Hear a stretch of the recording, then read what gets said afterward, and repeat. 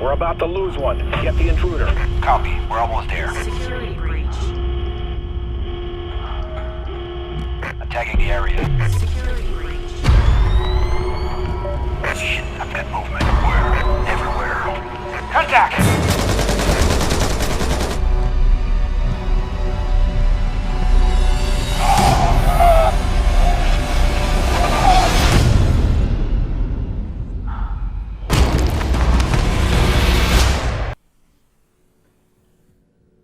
Hey, what's happening, guys, and gals for that matter? Wyatt Hurts here with a little more a Splinter Cell Blacklist Spies versus Mercs multiplayer action for the channel.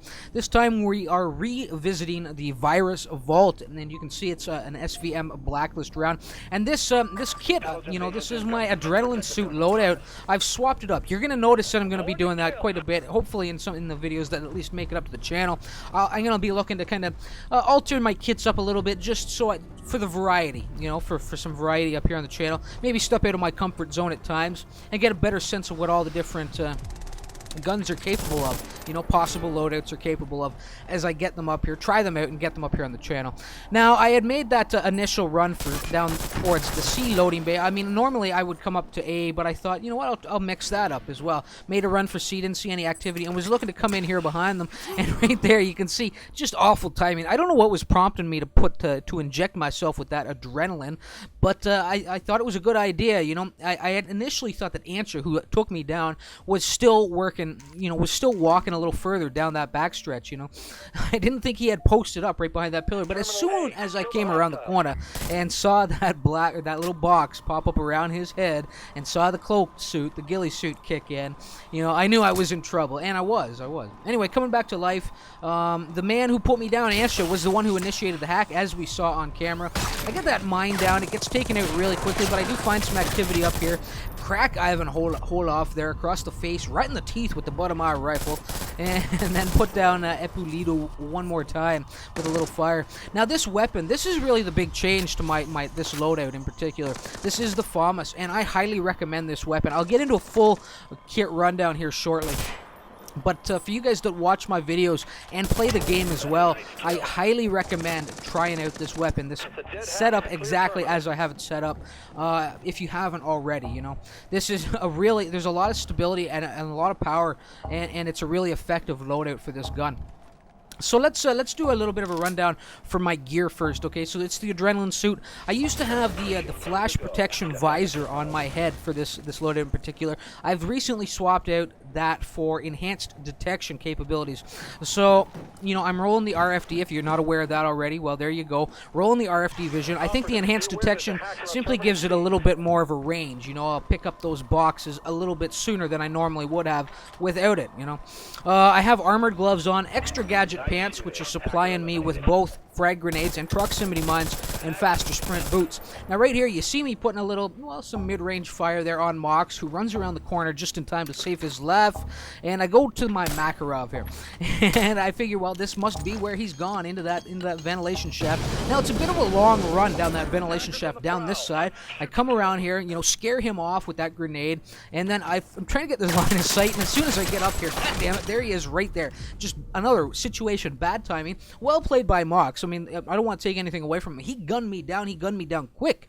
He embarrassed me there, you know, and put me down, and just some lazy play on my part. I should have probably reloaded my pistola. You know, it's only an 8-shooter, that Makarov, and maybe if I'd had one more round in there, I would have finished Mox off, because you know what, he was all the way down to 1 bar of health before I died. Unfortunately, he got the better of me. Now, coming back to life, I did see Ansha. I mean, if you had noticed when I was cycling through the cameras, I did see Ansha way back in the backfield there, in our backfield in particular, in the loading bay, or not the loading bays, the kind of the laboratory medical bay area. And I figured with a hack going on at A, I figured he's going to be pushing through B, looking to come in behind the Mercs and maybe cause a bit of a disturbance. I wanted to shut that down, and I did. So while I was doing that, the team was taking care of business, stopped the hack at A, and we've locked things down one more time. Now let's get to this weapon, this FAMAS here. ACOG scope on this sucker, okay? Muzzle brake is on there. Match grade ammo, which gives a 4-bar bonus to range. And the weight balance is the attachment I've purchased, which gives 1 bar to accuracy, 2 bars to control, weapon control.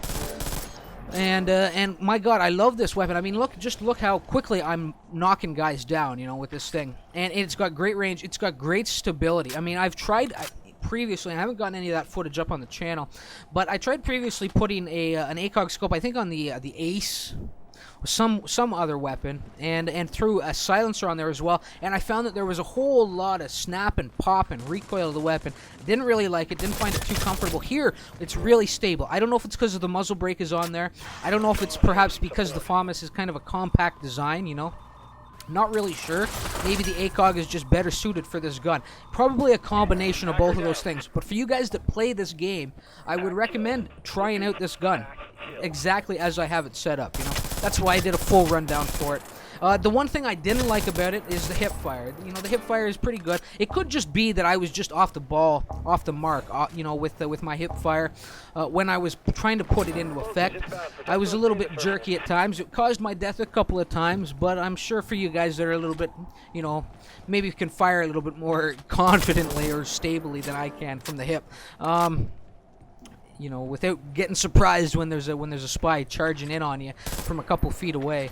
that it may just, you know, you may have great success with this weapon from that range as well with the hip fire, you know. But from this point, I mean, up here on this helipad, raining down death as they try to bring the assault to the A terminal. I'm having a lot of success. Now right here, you can see right there, that's what I was talking about with that hip fire. That was more my fault, you know, just a little too jerky.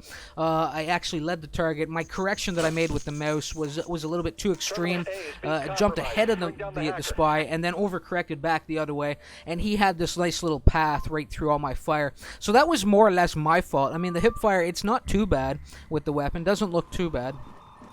But again, I mean, I just can't say enough about this gun. I really liked it working at those longer ranges. And even if you have to zoom in at these closer ranges with the ACOG, you can see right there, I handled it like a boss, you know.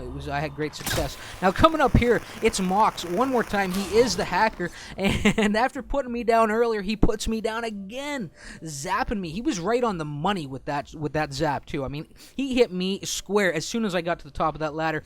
And I had an option. It was either, you know, try and inject myself with the adrenaline that will counter the effect of the zap, you know, and I can try and get the melee bash just as he's charging in, but I really didn't think we were far enough apart for me to have time to do that. So my option was try and fall back down the hole and maybe save my life, but no, just didn't pan out, just didn't work out. He stuck me quick and left me sitting there wondering what had happened as I was left just kind of gasping for breath in a pool of my own blood. But coming back in, I mean, we shut down the hack one more time. Finally, somebody did take out Mox up top. Not sure who it was, didn't quite see the name. I think perhaps it was Hernandez, the guy I had just walked by. But for the most part, we've kept things shut down, and we do. With only a couple minutes left, we keep them from actually bringing in a terminal, which makes our spy run.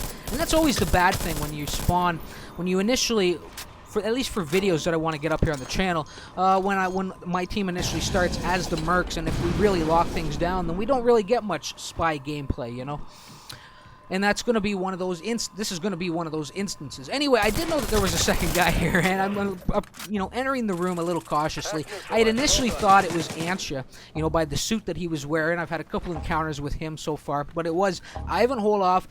Really, it didn't make the lunge, the death lunge, when he probably should have on top of my noodle, and it cost him, you know. It cost him because he did. He had the opportunity at one point. I know he must have had the opportunity when he came back over the top of that little divider up there, you know, in those miniature rafters. I don't know what you want to call them exactly. But when he came back over top of it, he probably had a good second where he could have initiated that death from above, and was probably just a little late on the button, or a little hesitant, because I wasn't the only Merc down there on the ground. You know, there was a teammate down there. And I mean, there's strength in numbers. That's a perfect example of it. You can make a spy think twice about maybe making the assault when you have a guy standing right next to you, you know. Anyway, right here, the zap comes in, and you can see with my adrenaline, you know, in effect, that zap is completely countered. You know, he had, it's a bit of a stun, It's a bit of a stun. So is this. I'm stunned. I'm stunned that after all this time I've spent with this game, that I'm still going in for these ridiculous melee bashes on cloaked spies when they're right in the corner up against a wall. Crouched and in a corner up against the wall, because I know it's never going to hit. You know, I know it's never going to hit. I can't believe I went in for that again, and it cost me my life. It's just foolishness at this point. It's foolishness. God damn, Wyatt. Wake up, sir. Wake up. Anyway, the adrenaline's coming back into effect. You can see skulls are popping up all over the place. So the spies are really putting down my team out here, including myself, you know, as I'm just rushing back in here looking to shut down this hack if I can. Gonna make a run up the stairs, try and get to this upper level, see what I can see what I can do, and I caught a little bit of motion. You know, I'm pretty sure there was a little bit of motion right behind these crates that are on the other side of that hatch. And there was somewhere there was a spy up here, and I'm pretty lucky that, again, strength in numbers, that I had a friendly merc up here, a teammate with me looking after my back. Otherwise, it may have been a slit throat for me one more time up here on this helipad. So, not a spectacular performance as the Merc, but I really did enjoy this FAMAS set up the way it is. And for you guys that maybe missed it, it's acog scope, muzzle brake, match grade ammo, and weight balance. And again, I recommend using it, at least trying it a few rounds, see what you can do with it. It's got great power, great stopping power, and great stability, you know. So, not bad. I think, what was that? I didn't even really see the numbers. I saw a couple defend kills come in. I think I died about 5 times out there. And maybe 2, 14, and 5, you know. But, I mean, the round is almost over. The match, the video, it's almost over. We go straight for gold here in this A terminal. I make a mad dash for it right out of the gate. Managed to get in here without any opposition coming my way. You can see there were a couple of guys, a couple of teammates flooded that front door to really stall any of the Mercs out. And I initiate this hack. And this is really one of the reasons I wanted to get this video, despite the fact that the spy run was pretty... well, the actual spy work that we do is minimal. I wanted to get it up here because I had mentioned previously I wanted to try and put into effect some of that running out of bounds strategy when, you know, when we're on the spy side of things and then running back into bounds. I wanted to get some of that up here on the channel, and you will see it. This is an ideal location. Now, dangling there, not always the greatest. You know, I recommend only doing it if you have the ghillie suit and you have a good sense of where the Mercs are approaching from. There is a pretty solid line of sight all the way through from the far end of the terminal. Yeah, right over here. You can see there's a balcony right there. If a guy wanders over there, he can see you dangling on that other vent. Now, a Merc has wandered into the area. I knew I didn't really have to move in here, but I wanted to show you guys your locations, okay? So you can dangle on this outside of the... On this railing, on the outside of it, you know. The actual perimeter is just at the top of the railing. The only thing that's keeping me in bounds right now are my fingertips, you know. So now I'm out of bounds as soon as I let go of it. And again, right here, I hop back up, and the only thing keeping me in bounds right now, again, is my fingertips. So you have to dangle. As long as you're dangling on these railings, on these ledges, you're okay. And if you're right here, you can drop down relatively quickly. You can cloak and drop relatively quickly and weave your way back into the heart of this hack area, of this terminal sector, you know, just underneath the helipad. And actually, I do make one more move in here, and you'll see this is actually a more ideal location. You can see now, rather than being up on the upper railing, I'm right there on the wall, and you have much better concealment there, you know. But with everything winding down, there we are. My team, I have to mention, did a great job guarding those doors, keeping the enemies out of the area, and it really just made our spy run really that much faster, you know, and spectacular. Just dominated that terminal. Owned it. We owned it. And there's the numbers when it's all said and done. 1 hack, 2 defense. So I was right on the money there with the numbers. 14 kills and 5 deaths, and really just nothing. There was nothing to do on that spy side of things because the team put up such a great perimeter. But I wanted to showcase that, you know, that one little lane there, and hopefully, if you guys didn't know about it or knew about it but had never really tried it, out of fear that perhaps you would lose your hack and run out of bounds, or never had the opportunity to, perhaps you will, after seeing this, you'll put it into effect at some point, try it out, and who knows, maybe it'll win you a match sometime. And when you do that and you win a match using that little strategy, perhaps you will think of Hertz at that point in time. And well, I don't know, leave a like on the video. Come back and leave a like on the video if it works out for you. Anyway, guys, I hope you enjoyed it. You know, a relatively short round, not much spy activity on our side of things. You can see a lot of big ranks in here. 56 is all the way down on that other team, and they just got shut down for the most part, you know. And even 56 is up here as well, you know. Myself, I'm a 56 and then some. And I don't know about Hernandez. He could be as well. But, guys, again, thanks for stopping by. Always a pleasure to have you guys stop by and check out my vids. Hopefully you will leave a like, even if the strategy doesn't work for you. Leave a comment, say what's up, and you know what? Sub to the channel. That's the other thing. Make sure you sub to the channel if you're new around here and you haven't already. And until next time we speak, or I speak and you listen, well, remember why it hurts. Later, all.